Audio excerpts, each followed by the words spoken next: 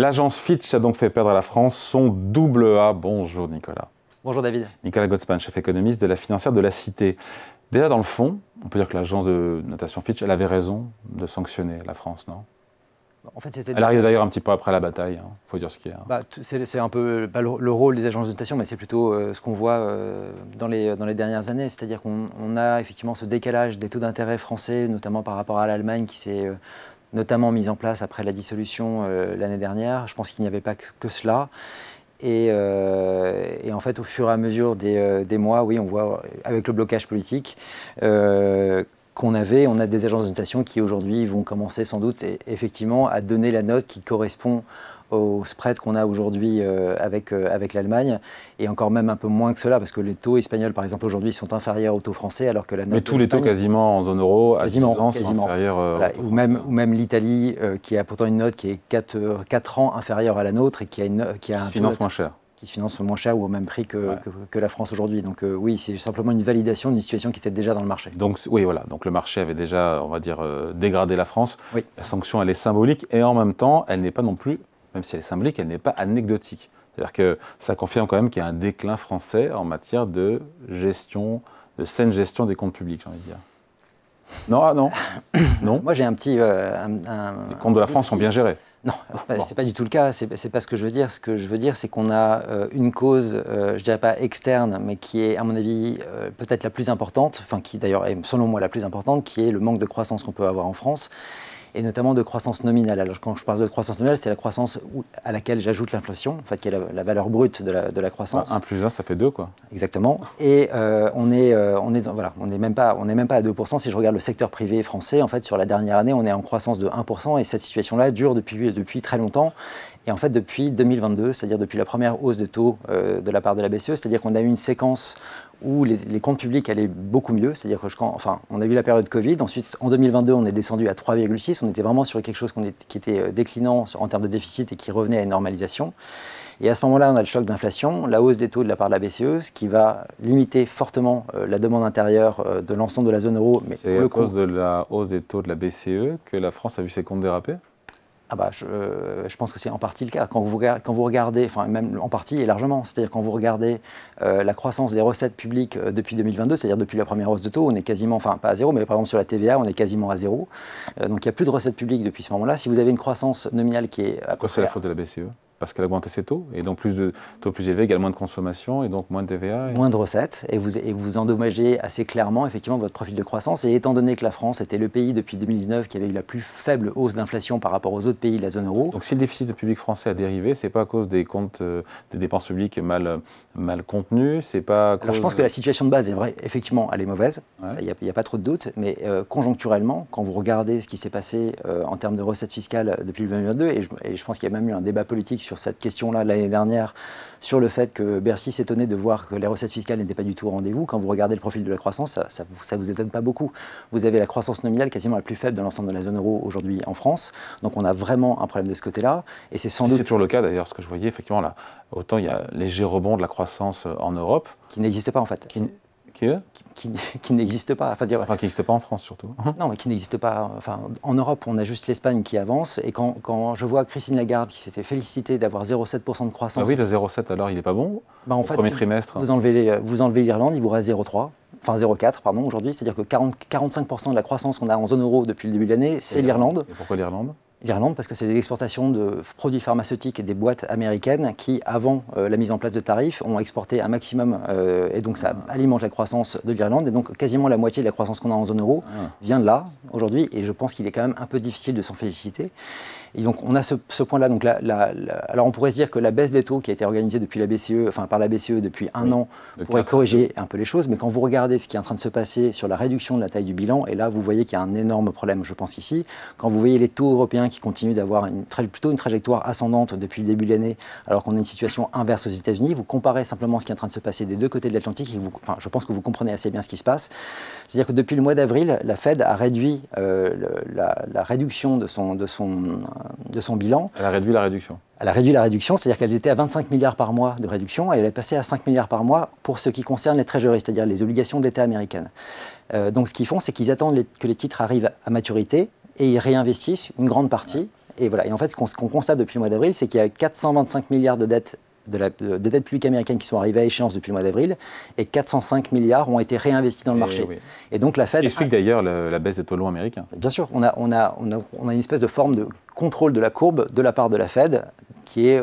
et donc ce qui est plutôt malin. Ce qui est plutôt malin. Et quand on regarde ce qui se passe du côté européen, on a une réduction dans l'autre sens. Depuis le début de l'année de 300 milliards d'euros d'obligations européennes dans le bilan. Et depuis le mois d'avril, d'ailleurs, pour comparer avec les États-Unis, où on réduit seulement de 20 milliards, nous on a réduit de 170 milliards. Donc on voit quelque chose de l'absurdité de la chose. Et en fait, quand je regarde par mois... On lui en a parlé jeudi à on en parle. Lagarde, ce qu'elle faisait sur la gestion de la taille de son bilan. Non, ça n'a quasiment pas été évoqué. Pour la BCE, apparemment tout va bien, alors qu'un des membres de la BCE, Piero Cipollone, a fait un discours en février, justement pour alerter sur le rythme qui était mis en place par la BCE sur ce point-là, et que le risque est effectivement de pousser les taux à la hausse. Et les projections, enfin les estimations de la BCE, c'est que 100 points de base de hausse des taux en Europe est due à la réduction de la taille du bilan qui est mise en place. Et la violence de cette réduction est vraiment importante.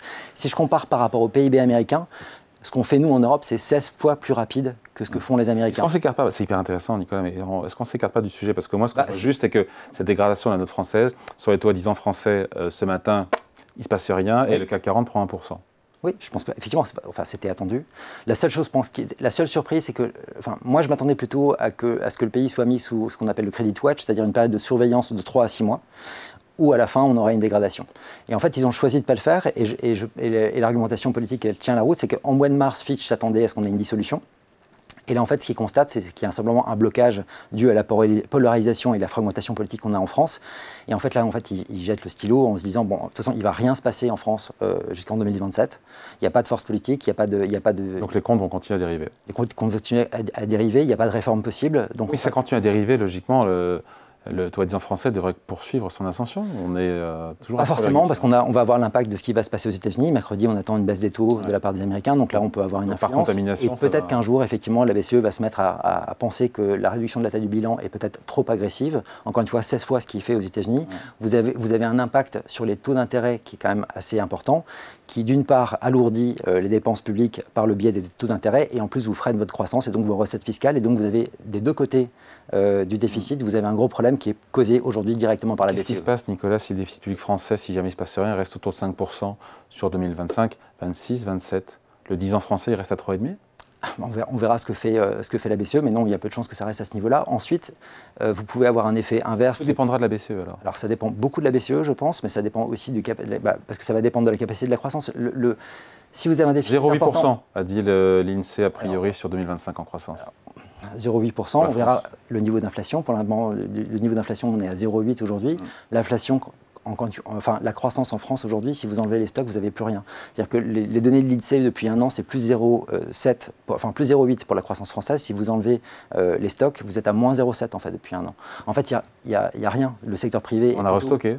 Quel problème de restocker? Voilà, non, c'est très bien, c'est restocké, mais si vous je préfère restocker que déstocker. Hein. Non, mais je suis d'accord, mais si vous restockez et que votre seule croissance vient uniquement du stock, en gros des invendus, vous avez un peu un problème. Et quand vous regardez votre secteur domestique, la croissance de la consommation est extrêmement faible. Et si vous regardez l'investissement des entreprises, sur les 2 dernières années, on est quasiment à moins 4%. Mais une fois qu'on a dit tout ça, pourquoi est-ce que les marchés ne se projettent pas et justement ne prennent pas tout ça en compte, à la fois peut-être pour les actions, mais surtout pour les obligations souveraines françaises? Parce que justement, je pense qu'il y a quand même aussi un moment où on va avoir une réaction qui va se mettre en place. Parce que, pas aujourd'hui en tout cas. Non, pas aujourd'hui, ça va mettre du temps, mais je pense qu'on a vraiment une prise en compte. La BCE va devoir agir un jour. Ça ne me paraît pas possible de continuer comme ça. Alors, pas tout de suite, mais ça va devoir se réaliser. Et vous avez un autre phénomène qui se met en place, c'est que depuis le début de l'année, vous aviez l'idée que la croissance de la zone euro allait redémarrer, notamment par le biais du plan allemand. Je pense que les révisions à la croissance européenne pour les prochaines années risquent de partir à la baisse aussi longtemps que la BCE reste aussi restrictive qu'elle ne l'est aujourd'hui. Bon, donc si on se dit même pas mal aujourd'hui, aucun effet sur les marchés de cette dégradation, à la fois sur les marchés actions-obligations, ça peut durer encore un moment. Tout dépend de la croissance. Et la question du déficit et de la dette dépend d'abord de la croissance. C'est la première variable qu'on doit regarder. Et si on a de la croissance, on n'aura pas de problème ni de dette ni de déficit. Et on est inquiet pour la croissance ou on n'est pas inquiet? Pour l'instant, il n'y en a pas de croissance. Ça fait 3 ans qu'on n'a pas de croissance en France. Oui, donc ça veut dire qu'on ne peut pas tomber plus bas. Alors, on peut toujours tomber plus bas, mais disons que ça serait bien de s'améliorer un peu. Et il n'y a rien qui vous incite à penser qu'on peut pouvoir s'améliorer un peu? Je pense qu'on a justement, c'est un peu une belle endormie. Je pense qu'on a un tissu qui nous permettrait d'avoir une croissance beaucoup plus forte que ce qu'on a aujourd'hui. Et je pense que vraiment qu'on a un frein monumental à Francfort. Monétaire. Donc vous êtes à la tête de la BCE, je vous le souhaite. Vous faites quoi? J'arrête de faire le QT à ce niveau-là, c'est-à-dire de réduire le bilan à un niveau... C'est tightening, la réduction de la taille du bilan de la BCE, ok. Pour permettre justement de détendre la situation sur les... De combien? De détendre de combien la situation? Alors ça c'est difficile à dire, mais ensuite de vous laisser voir comment se passe le marché et vous donner un signal surtout que vous êtes là pour soutenir la croissance, un peu comme ce qu'on peut voir aux États-Unis. Et à partir du moment où vous enlevez le frein que vous avez sur cette croissance-là, je pense que vous pouvez commencer à redémarrer. Et notamment parce qu'aujourd'hui, encore une fois, quand vous êtes une entreprise française, vous avez une croissance nominale du secteur privé qui tourne à 1% et vous devez emprunter avec des taux qui sont à 3,5%. Ça n'a aucun sens. Et donc vous n'allez pas investir. Ouais. À partir du moment où vous avez ces deux courbes-là qui se recroisent de nouveau et vous avez votre taux de croissance nominale qui était estimé à un niveau supérieur au taux de crédit, vous pouvez repartir. On peut être qu'inquiet quand même. Oui, non, mais évidemment. Du côté de la BCE, d'avoir une réaction plus...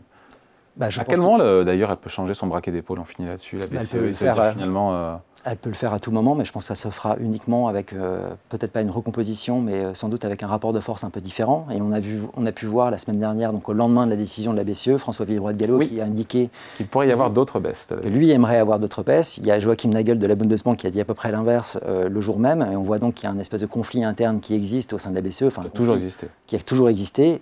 Qui est peut-être en train de se renforcer parce que vous avez des pays aujourd'hui qui souffrent particulièrement de ce qui est fait par la BCE et d'autres qui en souffrent beaucoup moins. Je pense à l'Espagne aujourd'hui qui est dans une situation qui est quand même plutôt confortable, notamment soutenue, comme d'autres pays du Sud, par le NGEU qui a été mis en place pendant le Covid et qui est aujourd'hui qui tourne à plein régime. C'est le plan... le plan européen d'investissement qui permet d'avoir un soutien très important pour les pays du Sud. Et en fait, ces pays-là, aujourd'hui, sortent la tête de haut grâce à ce plan-là, alors que les autres pays sont dans une situation qui est bien moins reluisante. Et je pense à l'Allemagne, notamment, quand on regarde les chiffres allemands, c'est vraiment une catastrophe absolue. Et heureusement qu'ils ont... Pourquoi est-ce que le gouverneur de la BUBA, de la Banque centrale allemande, tient des propos plutôt hawkish? Parce que je pense qu'ils ont effectivement, maintenant, ils ont mis en place ce plan qui va commencer à être mis en œuvre à partir de la fin de l'année. Et donc, ils ont un moyen de pouvoir se sortir la tête de l'eau. Mais quand je regarde encore une fois les statistiques actuelles allemandes, c'est vraiment c'est pire que la France, largement. Allez, merci beaucoup. Explication, ce qui est signé Nicolas Gottsman, chef économiste de la financière de la Cité. Merci. Merci.